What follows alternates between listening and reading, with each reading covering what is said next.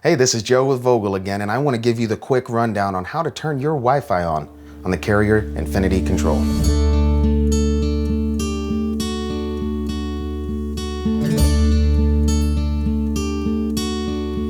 Quickly now, we'll come to Menu, hit down on this arrow, and come to your wireless setting. We're going to go ahead and enable it. Set up a Wi-Fi connection. Scan for available access points. At this point, it is searching for every available network in the area. You're going to need to find yours and select it. Hit Next, and we're going to be entering our security code at this point.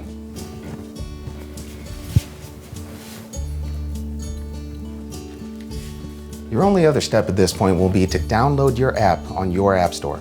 Then connect and verify, and you're good to go. I'm Joe with Vogel. Thanks for watching.